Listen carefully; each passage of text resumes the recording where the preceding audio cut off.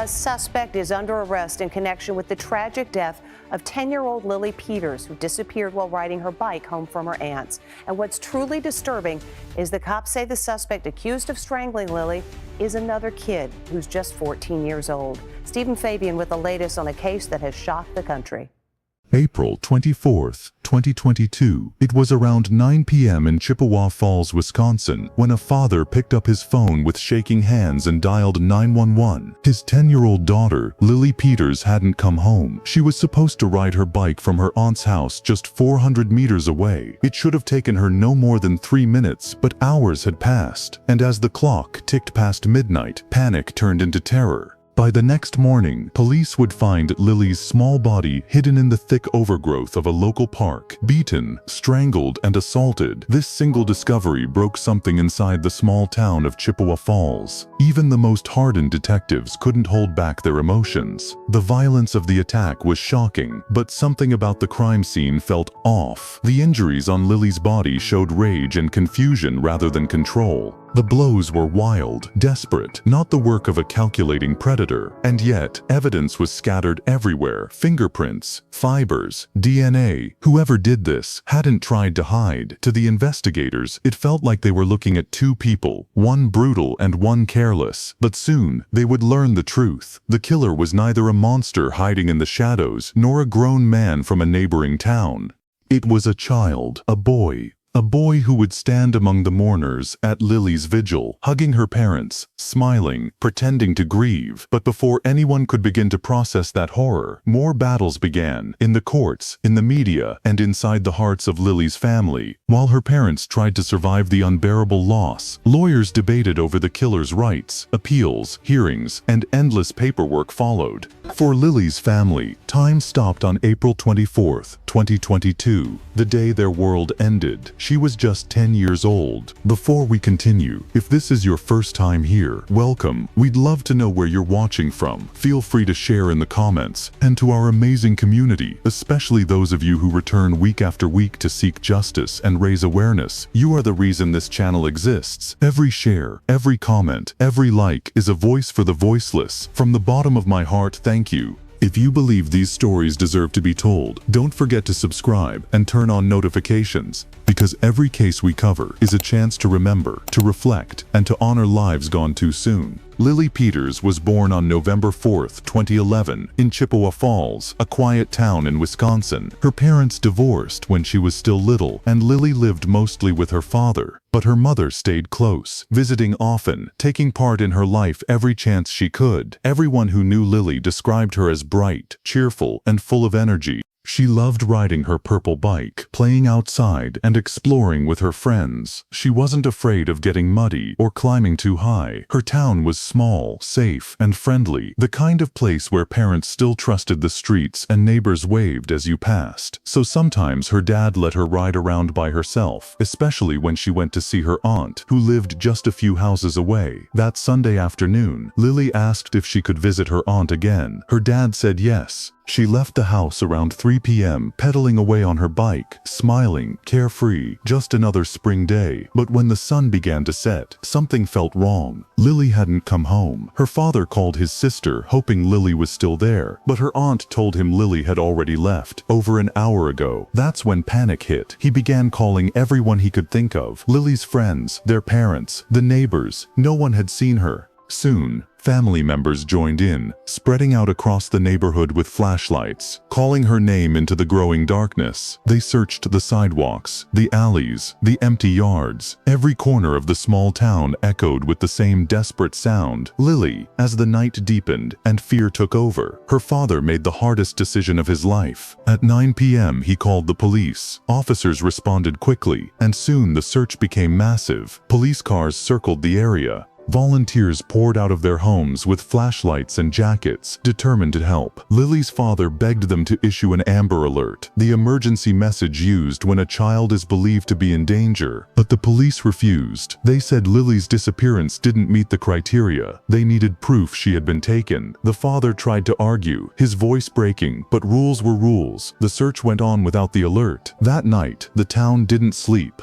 Dozens of people scoured the streets and the woods, calling out for Lily. Some walked along the riverside, others checked the backyards and trails near the park. But as dawn approached, hope began to fade. Then, around 6 a.m., officers made a grim discovery. In a patch of bushes near a quiet footpath inside a small park, they found Lily's bike, hidden under the leaves. Her father's heart broke. It was no longer a missing persons case. Something terrible had happened. The place where the bike was found raised questions. Normally, Lily rode home along the busy road, where cars and people were always around. But the park trail, the one where her bike was found, was shorter, quieter, and surrounded by thick trees. Why would Lily go that way? She never did before. No one could understand, but deep down, everyone feared the same answer, that someone lured her there. As the morning sun rose, police expanded the search. K-9 units arrived with trained dogs. Drones buzzed overhead. Officers knocked on doors, asking residents if they'd seen or heard anything strange. By now, the entire town was awake, frozen in fear. Parents clutched their children tighter, people locked their doors, and every few minutes, the question echoed through the streets, "Where is Lily?" Hours passed. Then just after 9 a.m., a police officer stopped in his tracks. Inside the same park, not far from where the bike was hidden, they found her.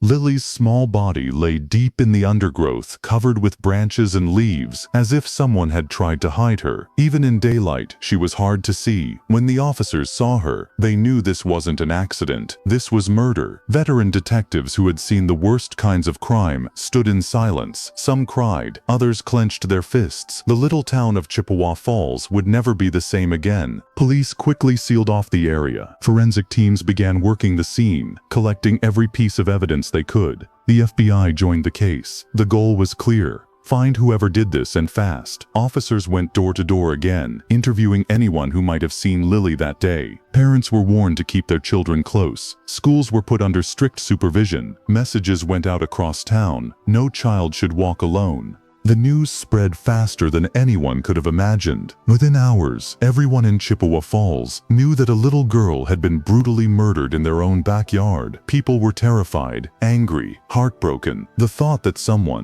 monster was walking free among them was unbearable. And for the police, the pressure was growing by the hour. They had to find Lily's killer before he struck again. The town of Chippewa Falls was no longer the same. Fear had wrapped around every street, every front yard, every parent's heart. Police were flooded with calls from worried residents. People reported anything that seemed strange: a car parked too long, a stranger walking near the park, even noises in the night. Everyone wanted to help. Everyone was terrified. Detectives worked non-stop. They looked into every person in town with a criminal record, especially those who had ever hurt a child. But the deeper they searched, the stranger it all became. Rumors began to spread like wildfire. Some said Lily fell off her bike and drowned in the river. Others whispered about a mysterious stranger seen in the park. A few even accused the neighbors. Every story was worse than the one before. The truth was, no one felt safe anymore. Parents refused to let their kids out of sight. Schools canceled after-school programs. Children were afraid to ride their bikes, and even walking home felt dangerous. But through all this panic, the police stayed silent. They refused to share details. Days went by with no official updates. And when there's silence, people fill it with fear. Then, on April 26th, 2 days after Lily's body was found, something strange happened. Police cars surrounded the home of Lily's aunt. Officers went inside with a search warrant. Neighbors stood on their lawns, whispering in shock. Why were they there? Could one of Lily's own relatives be involved? The entire town froze, waiting for answers. By evening, they got one, and it shattered whatever calm was left. At a press conference, Police Chief Matthew Kelm stepped up to the microphones. His voice was low, heavy. He announced that a suspect had been arrested for the brutal murder of 10-year-old Lily Peters. But when reporters demanded to know who it was, the chief refused to say. The suspect was a minor. He could not be named by law. Still, in a small town where everyone knows everyone, secrets don't last long. And soon, the unthinkable truth spread through Chippewa Falls. The person arrested for Lily's murder was her own cousin, a 14-year-old boy named Carson Peters Berger, the son of Lily's aunt. The news hit the town like a storm. People who had hugged this boy at the vigil, who had cried beside him for Lily, now couldn't believe what they were hearing.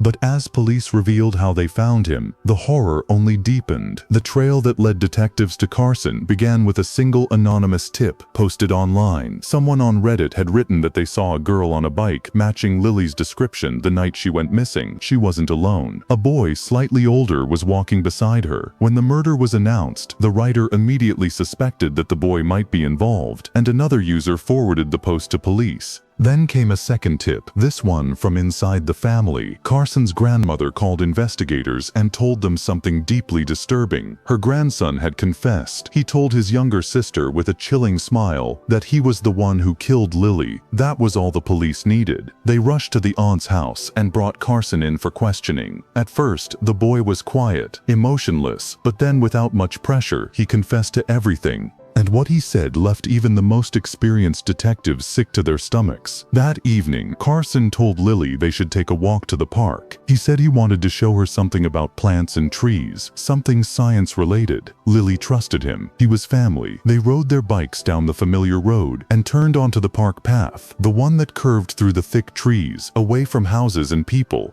Once they were far enough inside, Carson suddenly hit Lily in the stomach. The little girl fell to the ground, gasping for air. He then picked up a large branch and hit her 3 times on the head. When she collapsed, struggling to breathe, he put his hands around her neck and squeezed until she stopped moving. Even after killing her, he didn't stop. He pulled down her clothes and assaulted her body. Then he bit her on her lower body, leaving marks that would later match his teeth. When it was over, Carson ran home, washed the blood off his body, and scrubbed his clothes clean. He took a shower, got dressed again, and sat quietly in his room. A few hours later, when the town began searching for Lily, Carson quietly slipped out of his house and went back to the park. There, he covered her small body with branches and leaves, hiding her from sight, and then he returned home again. When family members began crying, calling Lily's name, and organizing the search, Carson joined them. He acted confused, worried, and innocent, even comforting Lily's father. That night, he hugged the very people whose hearts he had destroyed. During the police interview, Carson told investigators something even more chilling. He had planned it. It wasn't a moment of anger. It wasn't an accident. He had decided to kill Lily before they even left the house.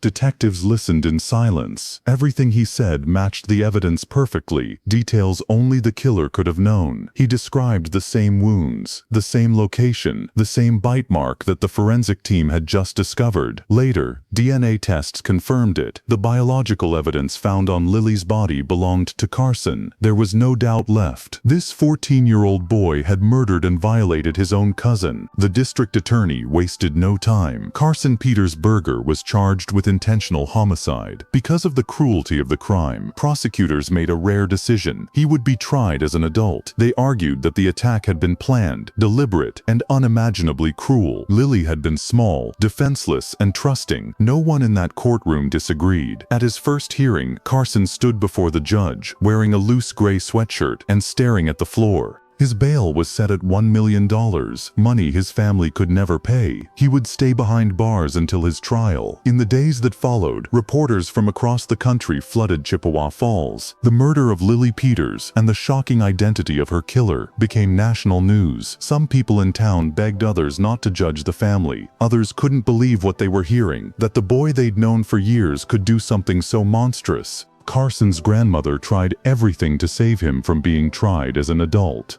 In her letter to the judge, she described him as a kind, gentle boy who had made a terrible mistake, but the court didn't see it that way. The evidence was too strong, the crime too cruel. Lily's family was destroyed. They had lost their daughter, and the person responsible was another child they loved. They could hardly understand it. Just days before, Carson had stood beside them at Lily's memorial, holding their hands, crying fake tears, and then, only hours later, he had told his little sister that he was the one who did it. He even smiled when he said it. As journalists dug deeper into the family's background, disturbing details began to surface about Carson's father, Adam Berger. Years earlier, in 2016, Adam had been arrested for possessing illegal images involving minors. When police searched his devices, they found several photos and explicit writings describing twisted fantasies. In 2018, Adam was sentenced to 3 years in prison. After his release, he moved to a nearby town, close enough to see Carson again. According to relatives, that arrest and everything that followed had changed Carson completely. Before, he had been friendly and bright, a normal kid, but after his father's arrest, he became withdrawn and angry.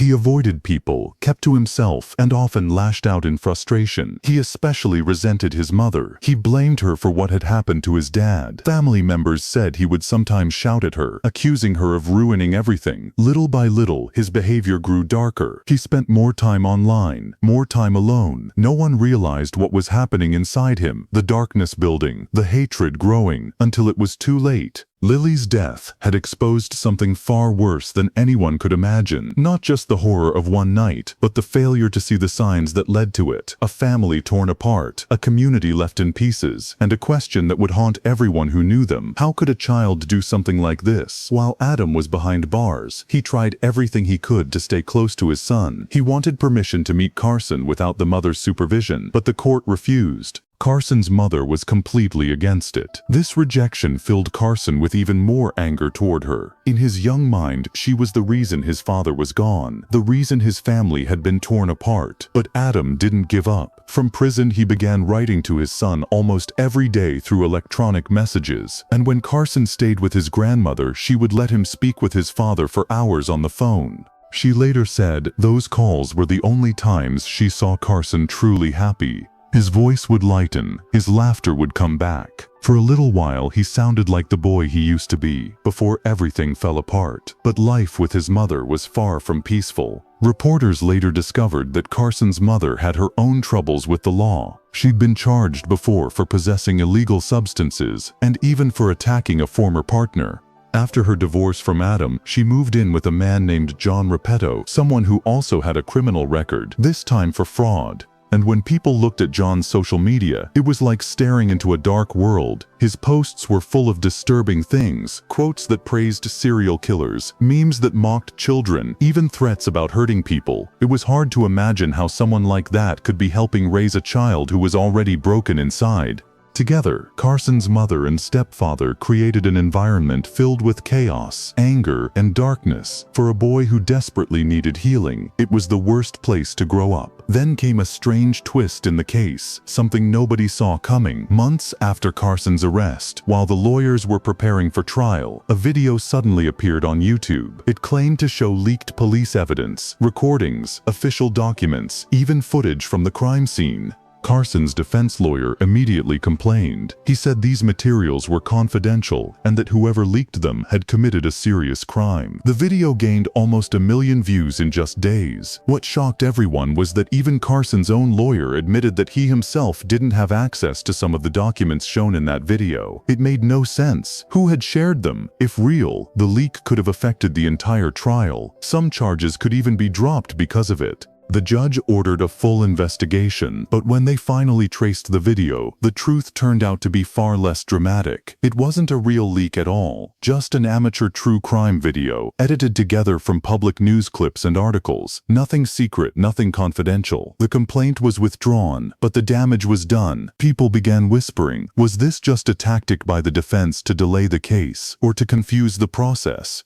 And another question lingered. Where did Carson's family get the money to hire such a powerful lawyer? Their financial records showed they could barely afford basic expenses. No one could explain who was paying the bills. By August 2023, more than a year after Lily's death, a major hearing was finally scheduled. The judge would decide whether Carson should be tried as an adult or as a juvenile. Carson appeared only by video from the detention center. Cameras weren't allowed to show his face. The court documents identified him only by initials, CTPB, and gave him the pseudonym Christopher. This decision would change everything. If the court decided to move his case to juvenile court, Christopher would likely spend only a few years locked up. Juvenile systems focus on therapy and rehabilitation, not long punishment. But 2 of his charges were among the most serious crimes in Wisconsin: first-degree intentional homicide and first-degree sexual assault of a child under 13. Each of these could mean life in prison if he were tried as an adult. Lily's family pleaded with the judge. They wanted the full weight of justice. They believed someone who could plan and carry out such a brutal act didn't deserve a second chance. Most people agreed. A teenager who had calmly murdered a child and then bragged about it was not someone who could be trusted to change. He was dangerous. Finally, in September 2024, the Wisconsin Court of Appeals made its ruling. Carson, known publicly as Christopher, would be tried as an adult. The judges stated that the seriousness of his crime could not be minimized just because of his age. In March 2025, his defense team made another move. They asked to change the trial's location, arguing that it was impossible to find unbiased jurors in Chippewa County. The entire community had mourned Lily. Everyone had taken her side. Her pictures and purple memorial benches stood near the courthouse. In August 2025, Judge Stephen Gibbs agreed, but only partially. He ruled that the trial would remain in Wisconsin, but jurors would be chosen from a different county. The court then set the trial date for November 2nd, 2026. By then, more than 3 years would have passed since the night Lily Peters was killed. Her parents still carry pain. That time cannot heal. The Peters family didn't just lose their daughter, they also lost their nephew, a boy they once loved and welcomed into their home. The betrayal ran deep. It was a wound that would never close. In the quiet town of Chippewa Falls, life has never gone back to normal. Parents watch their children more closely. The sound of a bike on the street brings back painful memories. The trust that once filled this community was shattered. Local mothers who never even knew Lily raised money to honor her.